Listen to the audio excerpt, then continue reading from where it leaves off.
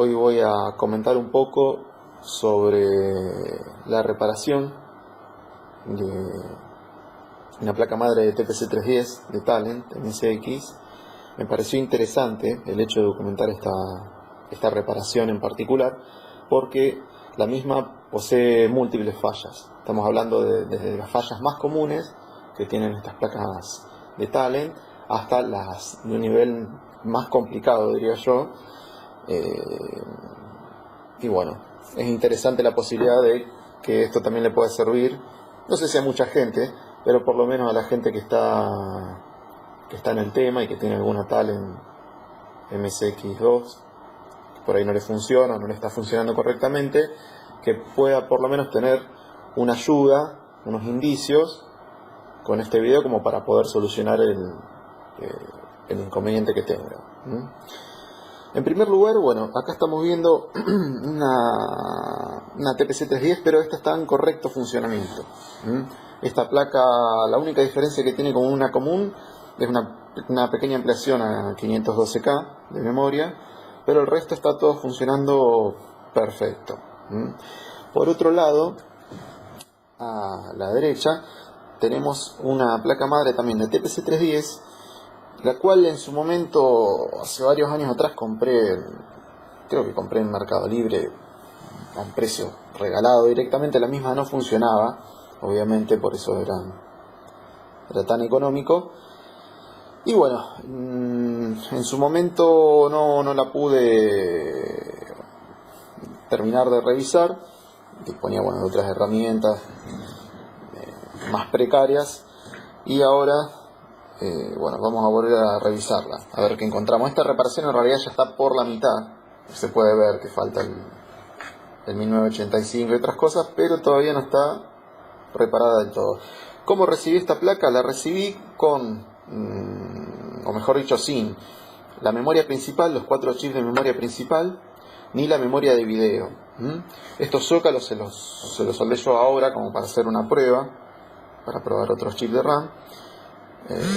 Después, en el futuro le haremos alguna ampliación de memoria y demás, pero por ahora, para descartar los fallos que tiene, directamente le soldé esos zócalos para probar las memorias. La misma vino con, no se ve, en este momento no está acá.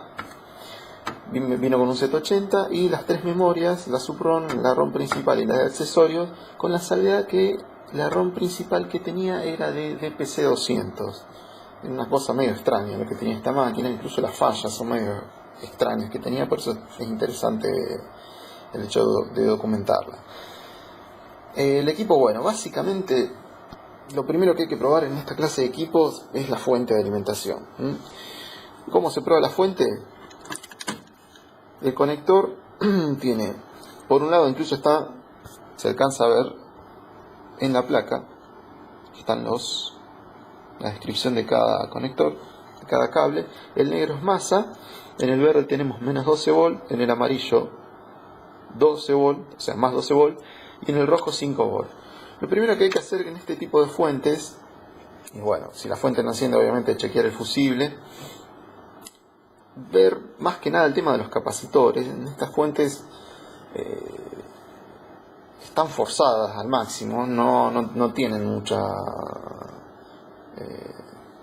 mucha capacidad de corriente, y por lo general calienta mucho, y obviamente con el paso de los años, estamos hablando de equipos de 30 años, un poco menos, 25 años algunos, vemos que se suelen inflar los capacitores. En este caso, por lo general los capacitores se inflan son estos.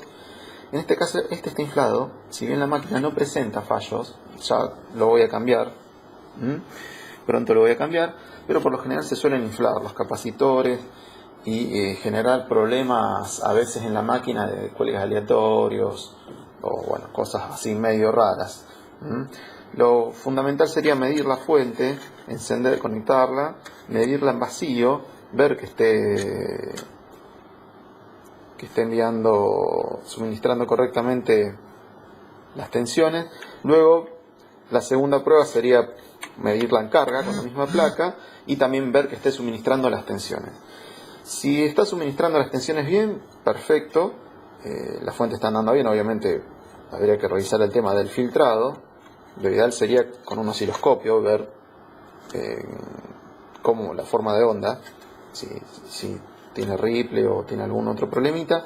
Pero bueno, las fuentes ya son un capítulo aparte. Si estas fuentes son relativamente sencillas de reparar, por ahora no me quiero adentrar mucho en el tema de la fuente, más que en cómo poder descartar si está funcionando bien o no. Una vez que ya está medido eso, podemos usar esa fuente, podemos probar con otra fuente por las dudas, o podemos usar alguna fuente de laboratorio, que sería lo ideal como para descartar y adentrarnos bien en el problema de la placa madre, que es el problemita que está sucediendo en este momento en esta placa. Para empezar, una vez que encendemos, conectamos la fuente, esta placa, algo que quiero decir, esta placa tiene conectada una fuente, pero está conectada a una fuente de laboratorio para poder alimentarla. La está alimentando con 5 volts. Estos equipos necesitan también de las tensiones de 12 volts, que en este momento no está conectada. La placa madre va a funcionar con 5 volts casi completamente. Lo único que no va a funcionar es la salida de video. Ojo, no el video, sino la salida de video, que tiene amplificadores que requieren de la tensión de 12 volts, ya sea por video compuesto o RGB. No va a salir el video, por lo menos no va a salir de forma adecuada, no se va a alcanzar a ver bien, o no se va a ver si no está conectada también una fuente que le suministre, además de los 5 volts para la lógica, los 12 volts. En este caso, como vamos a hacer pruebas básicas en lo que sería la etapa de clock, que es lo principal, no es necesario conectarle los 12 volts, por eso ven solamente 5 volts conectados. El 99% de los problemas de estos equipos es con la señal de reloj. Antes, algo sencillo por ahí para hacer una prueba sin instrumental. También corre el mismo tipo de consejos, revisar que no haya capacitores inflados y demás. En este madre hay algunos capacitores muy levemente inflados, no son los causantes de la falla, porque estos capacitores son de la salida de sonido, de acople de la salida de sonido. Igualmente son muy baratos, muy económicos, así que se cambiarán luego todos los capacitores de la placa, por lo menos todos los electrolíticos, que son muy económicos. Pero algo también para recalcar es que es importante, antes de meterse a medir y a hacer pruebas y a cambiar cosas, la inspección visual. Es decir, es importante revisar bien toda la placa, ver que no haya componentes rotos, pistas cortadas, algún componente faltante, como en el caso de esta placa en las memorias, porque nos ahorramos mucho tiempo. Hay veces que con una inspección visual profunda, de 5 o 6 minutos, podemos detectar quizá una falla que si no lo revisamos de esta forma, lo revisamos con instrumental, la íbamos probablemente a encontrar, pero íbamos a demorar muchísimo, porque no tiene sentido. Una forma sencilla de hacer un primer test también consiste en alimentar la placa, encender el equipo y tocar la superficie de los diferentes circuitos integrados, los circuitos TTL también, y ver si alguno calienta. Con respecto al Z80 y al BDP, obviamente que entibian. Su normal funcionamiento hace que calienten, pero ni siquiera podríamos decir que calientan, sino más bien que entibian. No así el resto de los integrados. Por lo general las memorias hay veces que se queman, o los integrados con puerta, los TTL, cuando están funcionando mal, queman. Uno los toca y te queman el dedo o calientan por demás. Los TTL no tendrían que calentar, sería mínimo. Pero si ya notamos que hay algún integrado que nos quema, podemos ir deduciendo que la falla viene por ese lado. Eso también es un consejo por ahí bastante útil, que nos ahorra tiempo.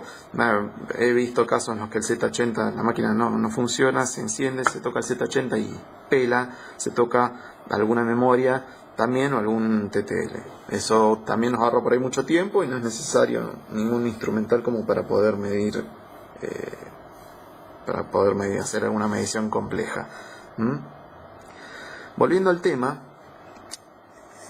estos equipos tienen en un 90% de los casos en los que fallan o no funcionan directamente, es un problema relacionado con la señal de CPU clock.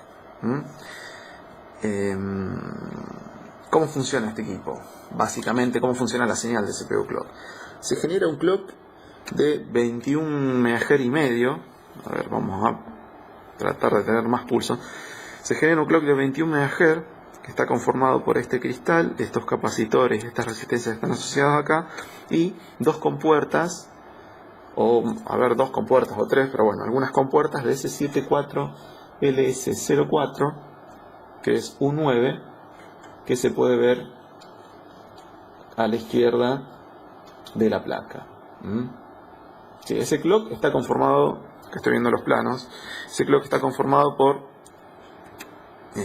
dos compuertas del LS04. Las dos compuertas son las que están en la pata 10 y 11 y 12 y 13. Ese clock es fundamental. Si no funciona ese clock o no tiene una forma de onda adecuada o una amplitud adecuada, no va a funcionar el equipo o va a producir cuelgues, apenas se enciende, cosas raras. Entonces este clock es lo principal que habría que comenzar a medir. En resumen, la medición sería sobre la salida, que es el pin 12 de este chip.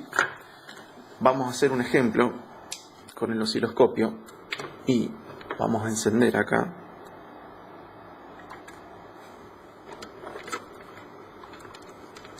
Vamos a medir .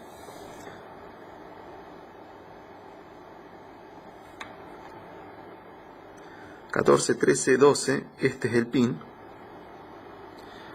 y podemos observar que más o menos por la luz, a ver, ahí se ve la forma de onda de 21 MHz. Se me complica con el teléfono,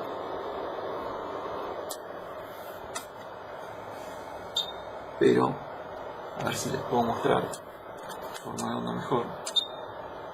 Ahí está. Podemos ver la forma de onda, la frecuencia 21 MHz, y lo importante es la amplitud.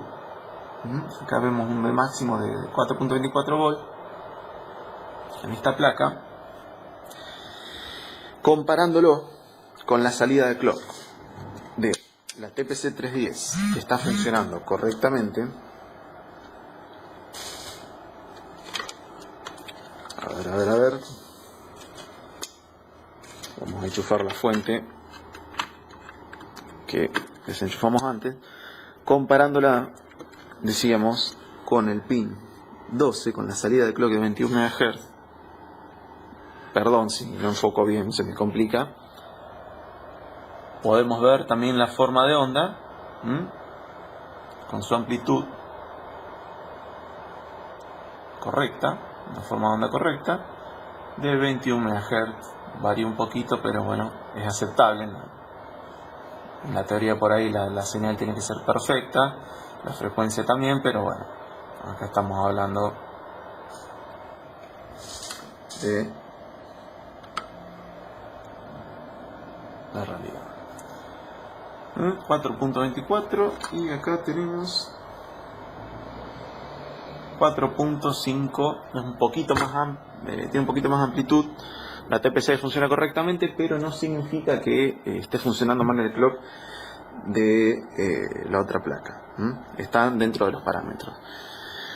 Una vez que ese reloj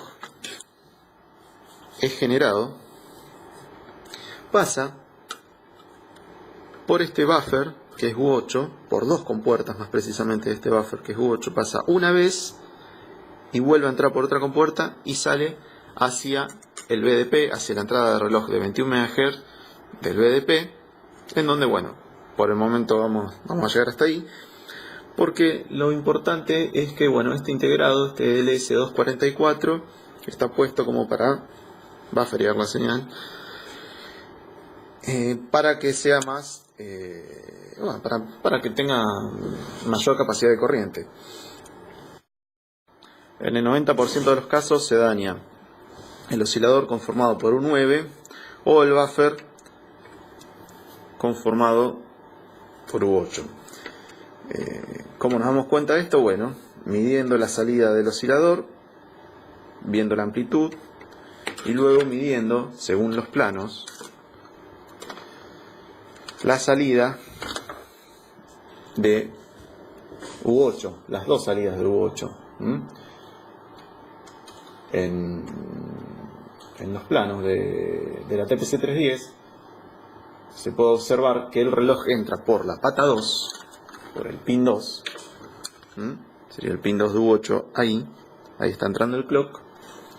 Vamos a medirlo, a ver si podemos. Pin 2, bien.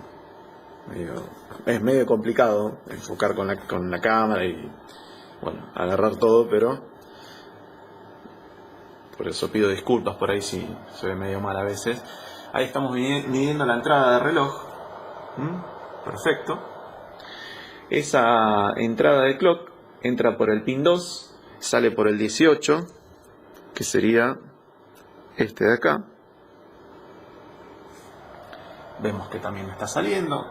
Vemos su amplitud, su frecuencia. Y del pin 18 vuelve a ingresar por el pin 4 esta vez. Y sale por el pin 16. 18, 16.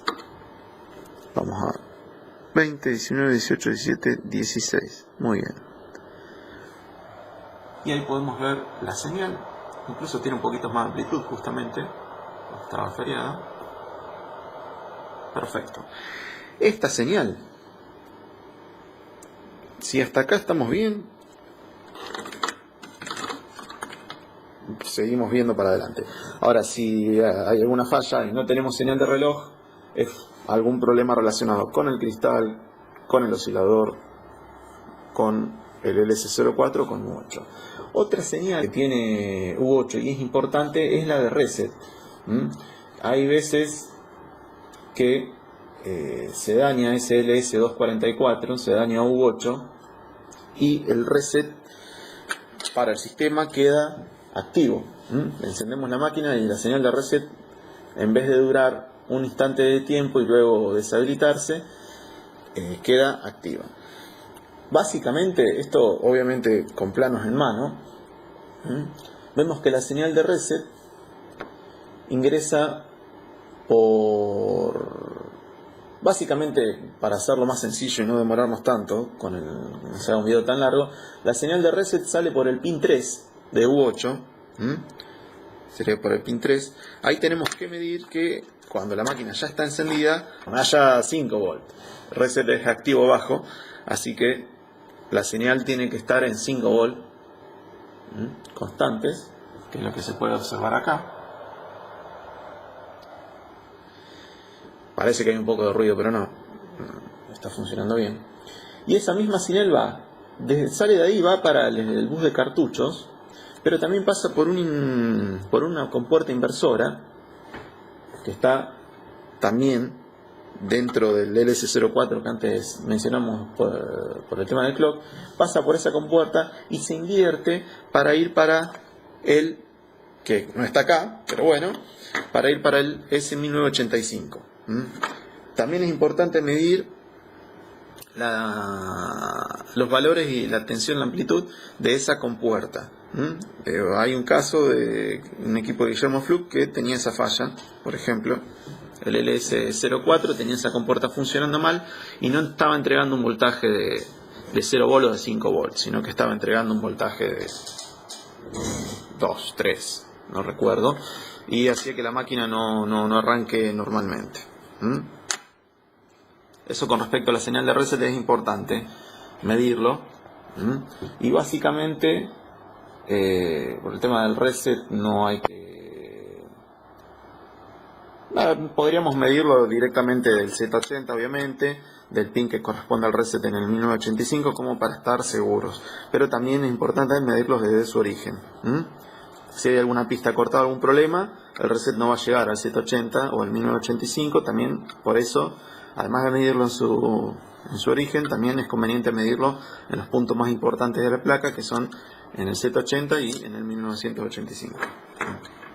Volviendo al tema de clock, esa señal de reloj que se genera en el clock de 21 MHz, en el oscilador, pasa por el buffer 2 veces, sale y se va hasta el pin 65 o el 64, no me acuerdo, pero uno de los dos es. A ver, vamos a medirlo, ya que estamos. Y bueno, esa señal ingresa en el BDP.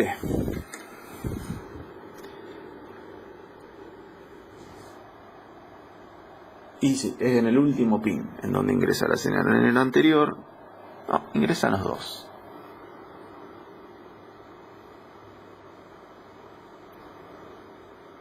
...65 y el 64.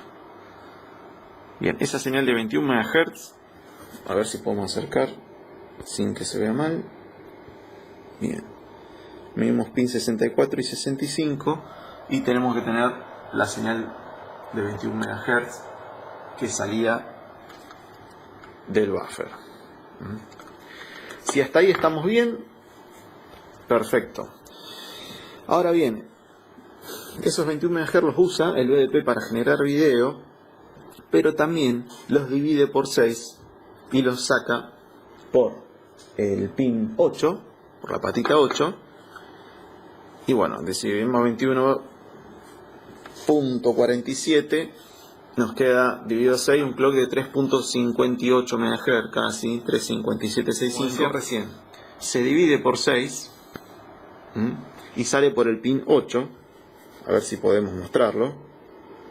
1, 2, 3, 4, 5, 6, 7, pin 8. Ahí lo tenemos. Y si vemos en el osciloscopio, podemos observar la señal de 3.58 MHz y su amplitud, que es importante, que es 5 volt, está perfecta. Perfecta la señal en este caso. ¿Qué pasa?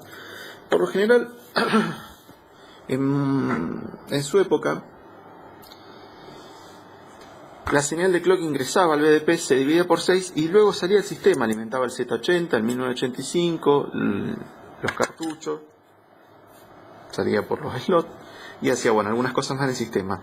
La gente de telemática, uno de los técnicos de telemática, observó que los BDP se empezaban a quemar. Al tiempo que salían los equipos, los BDP se empezaban a quemar. Se les quemaba justamente esa salida. Si bien el BDP seguía funcionando, se quemaba la salida CPU clock que iba al Z80. Dejaba de alimentar con el clock al sistema. Este ingeniero, o este técnico, no recuerdo, propuso la solución de usar dos compuertas inversoras que sobraban en el LS0419 y hacer una modificación en las placas que ingresaban en el servicio técnico, incluso en las que ya salían de fábrica, que consistía esa modificación en, que acá abajo lo vamos a poder ver inclusive, esta modificación está hecha de fábrica. ¿Qué se hizo básicamente? La señal de 21 MHz ingresa al BDP y en vez de salir ya la señal dividida en 3.58 MHz directo al Z80, cortaron la pista, sacaron esa señal, la llevaron a una compuerta inversora. De esa compuerta inversora el clock queda invertido, lo volvieron a pasar por la otra compuerta y ahí sí lo volvieron a ingresar a la salida del CPU clock. Con esto logran bufferear también el reloj y poder lograr esa amplitud de 5 volt y hacer que esta salida del CPU clock no se queme en el BDP. Y con esta modificación lograron eso. Poder reparar los equipos que les ingresaban, todos con la misma falla, y también ahorrarse el costo de tener que hacer esas reparaciones o cambiar los BDP, porque incluso cambiaban los BDP cuando se quemaban. y poder aprovechar esos BDP para fabricar equipos nuevos y no para reparar los equipos ya vendidos. No todas las TPC310 tienen esta modificación, por eso es importante revisar la amplitud y la salida, si está funcionando, del pin 8 del BDP, para poder corroborar que la salida esté funcionando correctamente y no esté quemada. Si la salida no está funcionando correctamente, no tenemos una amplitud de esos 5 volts, entre 4,5 a 5 volts, no vamos a tener esa amplitud. La MSX va a hacer errores raros, se va a tildar, va a hacer una serie de cosas que, bueno, van a provocar fallas, directamente no va a funcionar. ¿Qué podemos hacer? Si esa salida está totalmente quemada, inclusive si está baja también, o sea, si tenemos muy poca amplitud, está quemada, lo que podemos hacer es aplicar una solución propuesta por Carlos Escobar en su momento, que consistía en tomar los 21 MHz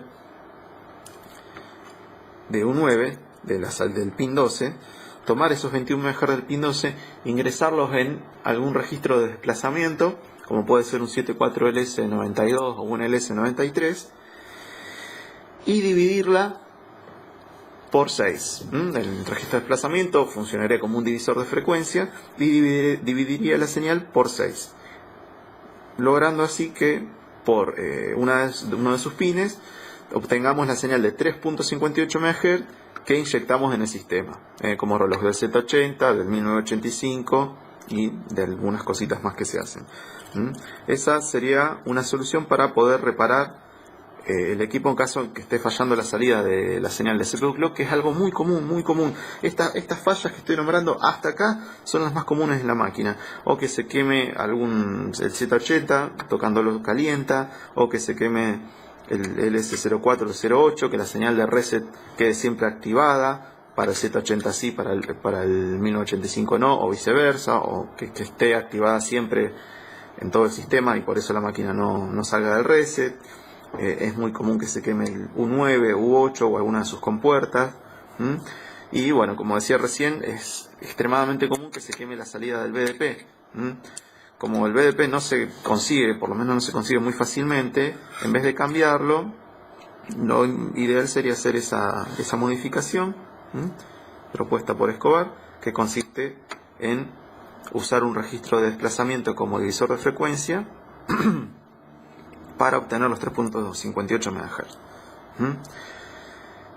En el 90% de los casos podemos decir que estas son las fallas más comunes de la TPC310. Pueden fallar las memorias también, es muy común que fallen las memorias. Si fallan las memorias de video, por ejemplo, la máquina va a funcionar bien, pero vamos a ver caracteres extraños en la pantalla, vamos a ver basura, porque el video no se está pudiendo reproducir bien, gracias a que hay alguna celda de memoria perdón, hay alguna celda de memoria o algún integrado que no está funcionando bien de los dos bancos que tenemos acá de la VRAM. Que funcione mal no va a provocar cuelgues ni nada de raro, pero sí va a provocar que se vea mal el video, ¿verdad? Bien. En cambio, bueno, ya si la memoria RAM es la que falla, puede producir que encendamos la máquina y no funcione nada, como también puede funcionar bien el sistema, pero a veces colgarse o hacer algunas cosas raras. Lo más sencillo para probar el Z80 y la subROM, la ROM principal, sería extraerlo, probarlo en un equipo que sepamos que funciona bien, uno por uno, cambiar el Z80, probar, enciende el equipo, funciona bien, podemos dar por correcto el funcionamiento de ese procesador. Hay veces que no vamos a tener otro equipo para poder probar cada una de las memorias, para poder probar el procesador. Bueno, se torna un poco más complicado y podríamos hacerlo a la inversa, probar memorias que están funcionando correctamente, probar un Z80 que está funcionando correctamente, ROM que están funcionando correctas, e ir poniéndolas de a una y probar de encender el equipo a ver si funciona o no. Es un tanto más complicado, incluso si tenemos una falla doble, por ejemplo el Z80 no funciona y una ROM principal no funciona, vamos cambiando de a uno, vamos probando, probamos la ROM, no funcionó, volvemos a poner la vieja, probamos el Z80, no funcionó, volvemos a poner el viejo, pensamos que los dos están bien y que es otra la falla cuando en realidad están fallando los dos. Por eso, bueno, lo ideal sería poder probarlos o leerlos. Si tenemos un lector de EPROM, leer la memoria, chequear que esté bien, y el Z80 probarlo en algún otro equipo. No hace falta que sea una MSX, podemos probarlo en algún otro home computer o en algún equipo que use un Z80 y que esté funcionando bien. Con las memorias lo mismo, lo ideal sería quitarlas, probarlas en un equipo que esté funcionando bien, poder pasar a alguna utilidad de testeo de memoria para MSX, como el test run. Si es que la máquina bootea, poder intentar pasar esa utilidad para poder probar la memoria principal y descartar fallos en la memoria. Es también bastante común fallos en la memoria. Podemos decir que la siguiente falla más común, luego de la del BDP, es la de la RAM. Otra cosa muy importante que me olvidé de comentar antes, cuando vamos a controlar, hacer los primeros chequeos de la placa madre, es verificar que el bus de cartuchos y el bus de expansión estén bien, que no haya pines en corto tocándose, o pines en el bus de expansión también tocándose. Es muy común también a veces. También en el bus de color, porque en el bus de color tenemos algunas señales importantes como el reloj y otras. En realidad es conveniente revisar todas las salidas, hasta incluso el puerto de impresora, revisar todo, los de joystick, como para ver que no haya ninguna señal en corto. Eso es un detalle también a tener en cuenta. Bien, en este caso a este equipo se le cambió, se le testeó la señal de reloj y se observó que no se generaba la señal de CPU clock. Se midió el pin de clock del Z80 correspondiente y se observó que no había 3.58 MHz, no había nada. Sin embargo, a la salida del oscilador principal sí había 21 MHz. Se fue midiendo, se fue testeando que la señal de 21 MHz ingresaba al BDP, que CPU clock salía del BDP, que CPU clock ingresaba en la primera pata inversora, que es el pin 1, que salía de la segunda pata del inversor, pero cuando medimos el ingreso a la pata que le sigue, a la pata 3, o sea, el ingreso al siguiente inversor, recordamos CPU clock entra un inversor, queda invertido, por eso es necesario volver a meterlo en otro inversor para que quede buffereada, pero no quede invertida. Y ahí a ver si se alcanza a ver, se notó que estaba cortada la conexión entre un inversor, entre la salida de un inversor y la entrada de otro. Se procedió a hacer un puente, ahí se ve que está soldado directamente entre las dos patitas. Se hizo un pequeño puente y ahí sí ya se comenzó a obtener señal de CPU clock de 3.58 MHz en el 1985 y en el Z80. No obstante, no funcionaba el equipo. Si bien se notaba actividad, se conectaba el osciloscopio a una pata cualquiera de direcciones, a 6, a 7, y se observaba una forma de onda, el equipo no estaba funcionando. Haciendo una inspección visual, por eso remarqué mucho antes el tema de la inspección visual, se notó que R55 estaba faltando. Incluso está arrancada R55. Comparándolo contra la placa funcionando correctamente, vemos que R55 está ahí, una resistencia que es de 1K, y observando, buscando en los planos a ver qué uso se le daba a ese R55. Ahí estoy buscando en los planos. Vamos a buscar en los planos R55. Vamos a buscarlo directamente.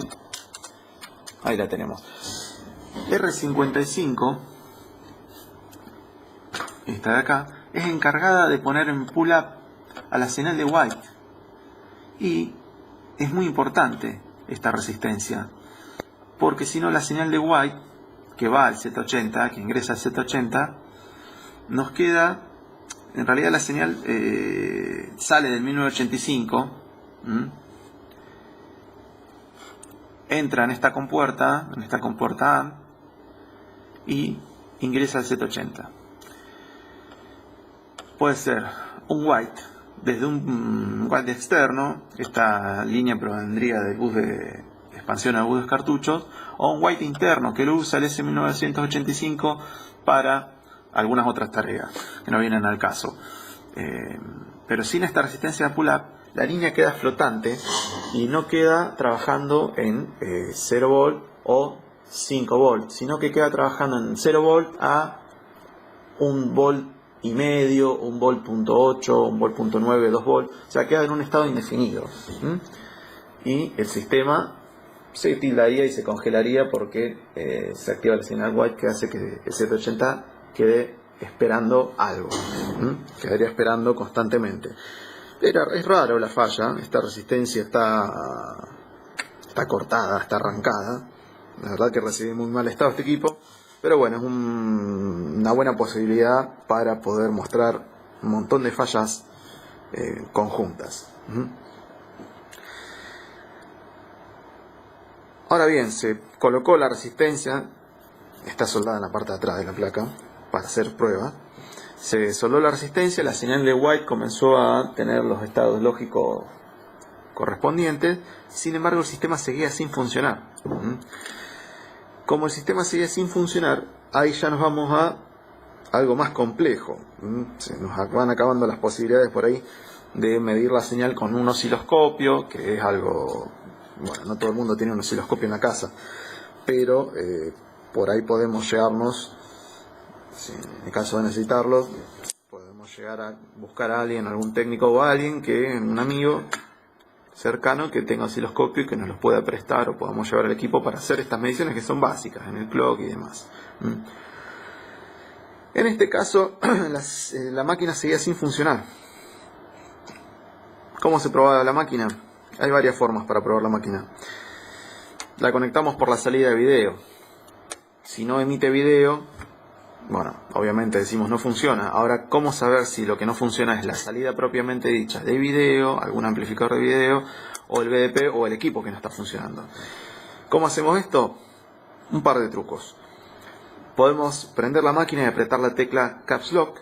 Si la tecla Caps Lock funciona, quiere decir que el equipo está funcionando. Z80, ROM, S1985, está todo medianamente funcionando. O sea, el BASIC arrancó. Y no tenemos video, ya nos iremos para la etapa de video y la salida de video del BDP. Otra forma es conectar una disquetera, por ejemplo, en el bus de expansión o en el de cartuchos, encender la máquina y ver si enciende la luz del floppy, si intenta leer algo, si carga el sistema operativo. Ya, bueno, es más complejo, más sencillo pulsar Caps Lock, pero también es otra forma de chequear el funcionamiento de la máquina si internamente, por más que no muestre video, si internamente está funcionando y arrancando el sistema operativo BASIC.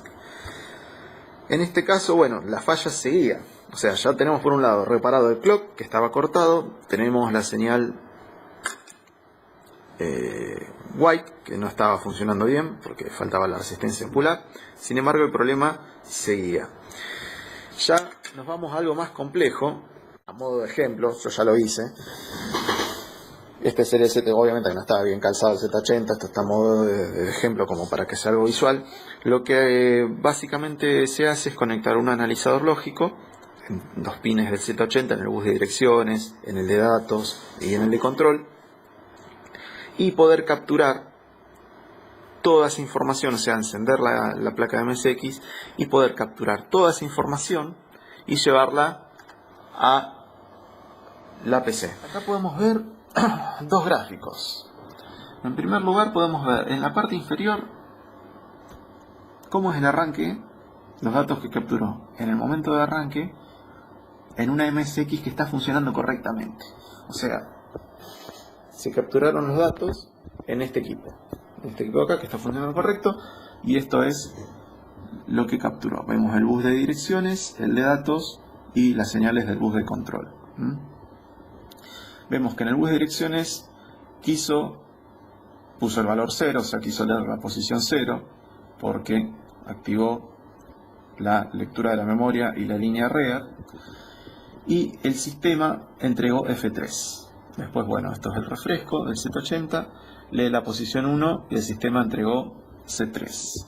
De la posición 2, el sistema entregó D7. ¿Qué es esto? Está comenzando a leer las primeras posiciones de la ROM.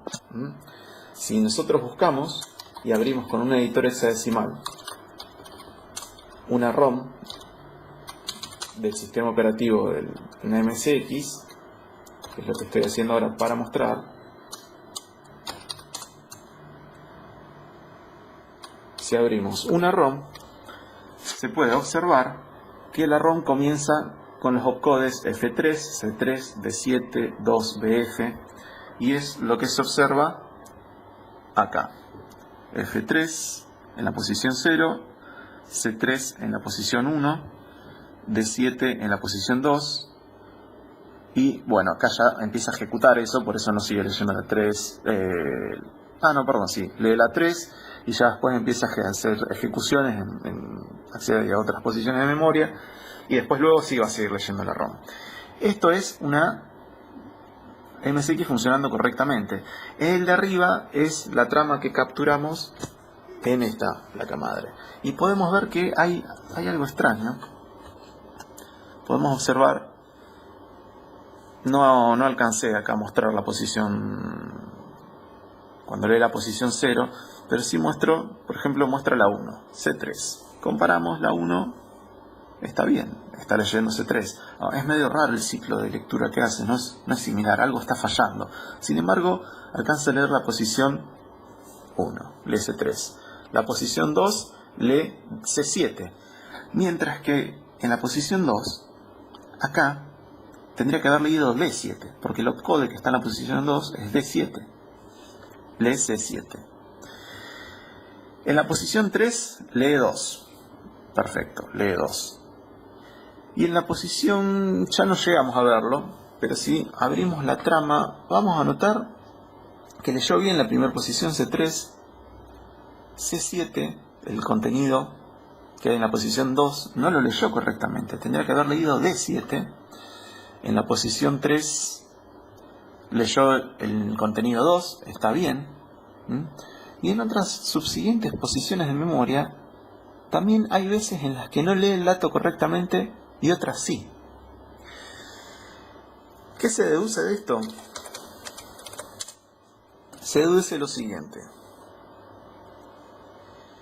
Vamos a poner la calculadora en hexadecimal. Ahí está. Dijimos que leyó,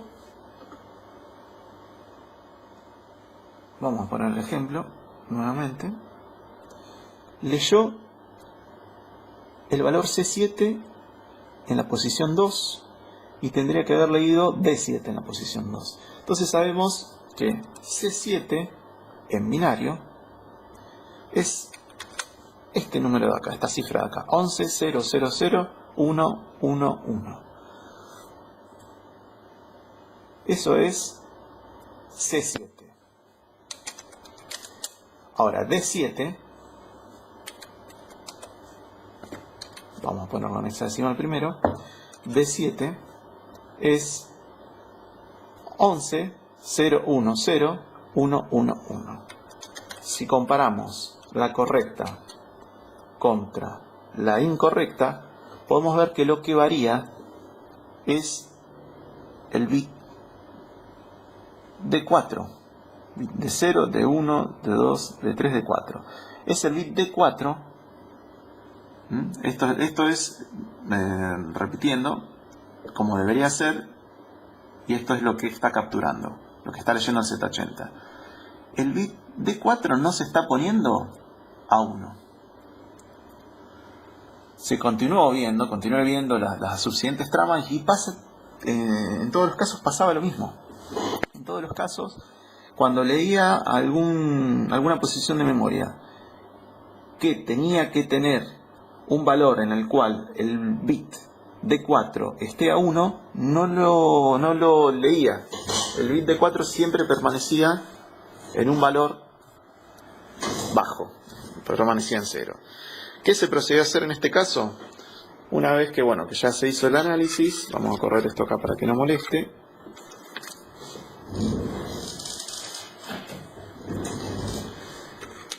Por las dudas, se me dio continuidad. entre los puntos más importantes donde está la señal de datos de 4, la memoria principal del Z80, hubo, entre el Z80 y el 1985, hubo continuidad. Entre el Z80 y el BDP, también la hubo. O sea que no era que es una pista cortada y demás. Algo estaba forzando ese valor lógico a estar siempre en 0 y no poder cambiar a 1. ¿Qué se hizo? Se midió con un tester, con un multímetro cualquiera, en modo continuidad. Se midió la continuidad entre la línea de 0 y masa y se observó que había un hermoso corto, daba continuidad perfectamente, lo cual no debería obviamente dar continuidad. Acá daban 0 ohms, había un corto completo. Ahora bien, ¿en qué componente, cómo detectar en qué componente o en qué lugar de la placa está ese fallo? En primer lugar, lo que se hizo fue observar la placa por la parte inferior y la superior para descartar que haya algún componente tocando, alguna soldadura haciendo corto y demás, ya que el estado de esta placa no era para nada bueno, podría encontrarme con cualquier cosa. ¿Qué pasó? Eso estaba todo perfecto. Entonces, bien, ¿cómo poder determinar qué componente está en corto? Se hizo lo siguiente. Se conectó al negativo, a la masa, una fuente de alimentación, y se conectó el positivo de esa fuente de alimentación a la línea D4. ¿Qué pasa? ¿Con qué salvedad? Con la salvedad que en vez de alimentarlo con la tensión normal de 5 volts, se alimentó con 1 volt. Se reguló con 1 volt. Con 1 volt está más que bien para la prueba que vamos a hacer. Y se reguló el amperaje. Tenemos que tener una fuente que regule el amperaje. Por ejemplo, con 500 mA vamos a estar bien, más o menos, 450, 500 mA. Y se conectó eso a esa línea. Como se está produciendo un corto completo en la línea de 0, cuando conectemos la fuente de alimentación, la fuente va a empezar a alimentar ese cortocircuito. Y la zona o el integrado que esté en corto va a comenzar a calentar levemente. Por eso es importante conectarlo a una fuente que regule tanto la tensión como que regule también la corriente, la limite. Ya que si ponemos una fuente común, le ponemos 5 volts, 1 volt, lo que sea, y no limita la corriente, se nos va a explotar un componente, el componente que esté en corto se va a explotar, se va a quemar, va a arruinar la placa, el PCB y demás. Por eso es importante que la fuente tenga limitación de corriente, una fuente de laboratorio. Cuando se comenzó a hacer eso, de a poco se fue subiendo la corriente, muy poco, 100, 200 mA, y ya se empezó a notar que el S1985 calentaba. ¿Qué pasa con esto? Inyectar tensión por una línea cualquiera no afecta siempre y cuando la tensión no sea superior a la nominal, a la que normalmente circula por esa línea. En este caso son 5 volts, es lógica TTL, y se utilizan 5 volts. Nosotros con inyectar 1 volt está bien, ya inyectar más voltaje haría que se caliente demasiado todo. Con 1 volt y 400 mA para empezar, 300, 400 mA está bien. Si vemos que con eso nos tocamos y no calienta nada, aumentamos un poquitito la corriente, 100, 200 mA. Como decíamos recién, el S1985 se va a cambiar. Se tomó uno de otra placa. Era una placa que estaba muy dañada. Se cortó directamente en vez de soldarlo y se le puso una tira de pines para hacer algunos otros experimentos. Así que, como ya no lo usamos tanto, lo vamos a aprovechar, pero no lo vamos a soldar directamente a la placa, sino que vamos a poner estas tiras de pines todo alrededor para poder montarlo y desmontarlo de ser necesario. También le vamos a pegar una limpieza a esta placa porque no está muy linda. Eso es lo que resta por hacer. Vamos a hacerlo ahora y después vamos a ver los resultados, a ver si tuvimos suerte o el equipo sigue fallando. Me estoy extendiendo un poco pensé que iba a ser un video de 10 minutos, pero bueno, me estoy extendiendo un poquito. Así que vamos a probar eso y después vamos a continuar a ver con la reparación, a ver qué sucedió. Muy bien, entonces acá ya tenemos listo el 1985, que fue extraído de una placa que no servía más, la placa. El 85 sí, se soldaron tiras de pines. Y por otro lado, el 1985 ya no está más, el viejo, el que estaba quemado. Se limpiaron todas las pistas y se le soldó esta tira de pines también hembra. Cuando se extrajo el 1985, se probó la continuidad entre el pin D4, que era el que daba problemas, pin D4 y masa, y se observó que ya no había más problemas, no daba más continuidad. O sea que evidentemente el problema estaba ahí en el 1985. Para cerciorarse bien igualmente, lo mejor es agarrar el viejo, no lo tengo acá, está en otro lado, lo mejor es agarrar el viejo y medir continuidad entre los pines masa y D4 para corroborar que efectivamente está quemado. Bueno, ahora vamos a probar, todavía no lo probé esto, para que sea más emocionante, por así decirlo. Vamos a ver si lo estamos poniendo correcto. Pin 80, pin 80. A ver si puedo con una mano.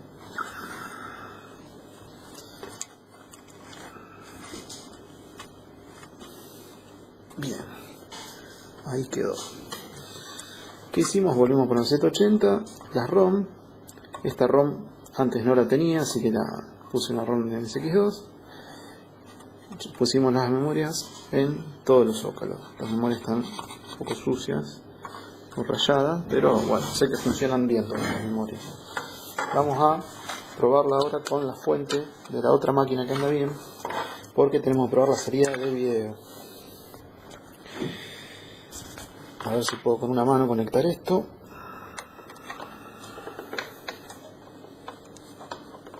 Ahí está. Vamos a conectar la fuente. Está apagado. Bien. Eso ya está. Tenemos conectado el video y lo vamos a ver acá. No puedo con todo, pero ahí está. Bien. Es una capturadora.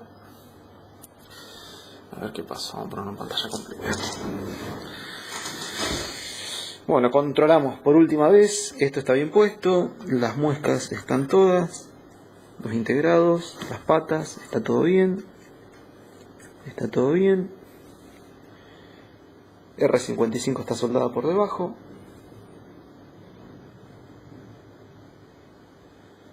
Bien, vamos. Sí. Perfecto. Por lo menos arrancó bien.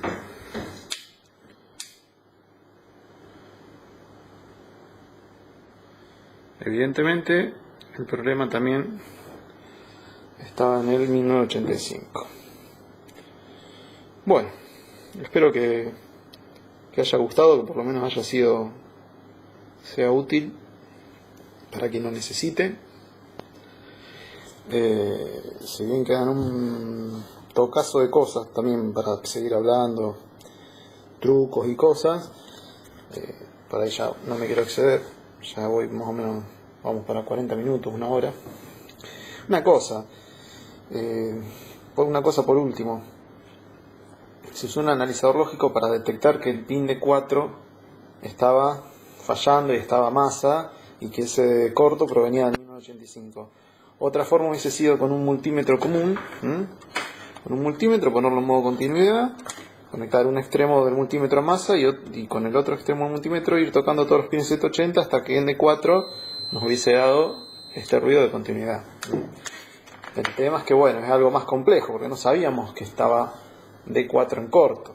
Tendríamos que haber imaginado que podría haber llegado a estar y haberlo probado, pero también podrían haber sido un montón de otras cosas las que fallaban y no esa la falla.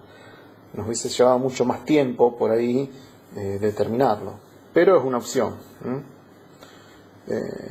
Y bueno, quizás lo más práctico sería tener alguna especie de cartucho o conector con un microcontrolador que, o bien en vez de cartucho, una placa con un microcontrolador que se saque de Z80, se enchufe en su lugar y puede ir probando los diferentes dispositivos en la entrada-salida de cada uno de los dispositivos, testeando la memoria y demás, y enviándonos algún tipo de mensaje por puerto USB a la computadora y demás, con una terminal, como para saber qué parte puede llegar a estar fallando de la máquina. Pero bueno, ya sería un hardware más especializado que habría que desarrollar. Sería útil para poder reparar las máquinas de forma mucho más fácil, pero tampoco es que es de una extrema dificultad reparar este tipo de equipos. Así que bueno, espero que, como dije antes, que haya sido útil. Un poco más largo de lo que esperaba. Pensé que iba a ocupar menos tiempo este video, y la reparación también, pero bueno, eran unas cuantas cosas las que tenía al final la máquina.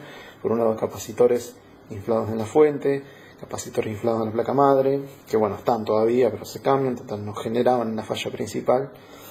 El clock cortado, la línea white a la cual le faltaba la resistencia en pull-up, el 1985 quemado, las memorias faltantes.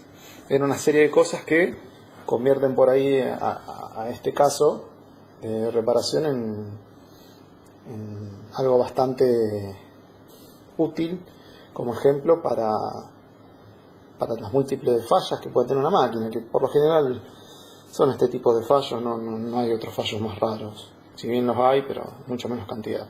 El 95% de las máquinas de estas computadoras tienen problemas en el clock o en la alimentación.